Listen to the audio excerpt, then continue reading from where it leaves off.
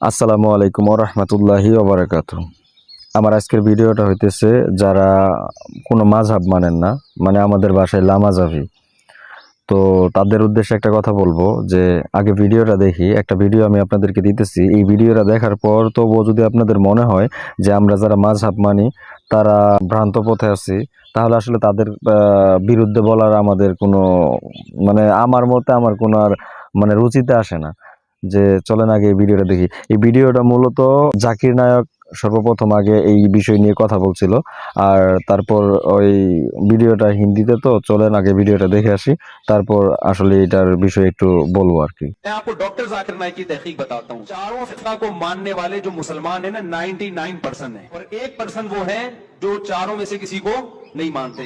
अब आप बताओ 1% ठीक है या 99% ठीक है? और इन 99 में बड़े बड़े मुहद्दिसीन, फुकाहा, जंगी कमांडर, महमूद गजनवी, टीपू सुल्तान, सिराजुद्दौला, जितने बड़े बड़े हिंदुस्तान की तारीख में गुजरे हैं, सलाहुद्दीन अयूबी फिक़ह मालिकिया को फॉलो किया करता था। तो आपको जितने कमांडर मिलेंगे सारे किसी न किसी फिक़ह। बर्मा में गया हूं, 100% लोग हनफी हैं बर्मा में, 100% लोग, क्योंकि जब से इस्लाम आया फिक़ह हनफी की शक्ल में आया। क्या ये बाद में तबलीग करके लोगों को गन पॉइंट पे हनफी बनाया गया है?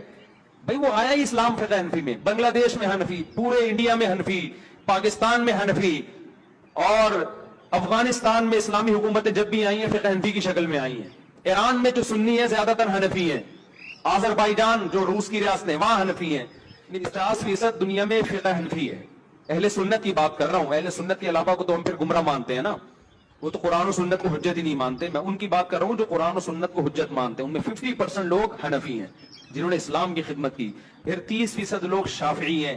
ये मेरी तहकीक नहीं है, ये डॉक्टर जाकिर नाइक की तहकीक बता रहा हूं आपको, जिनसे मैंने बराह रास्त सुना है।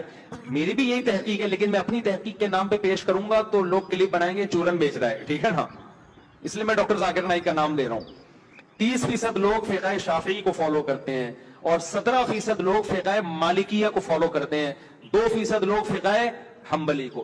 बाकी थोड़े से लोग रह गए, वो किसी एक फिक़ह को फॉलो नहीं कर रहे। वो हर आदमी एक अपना फिक़ह।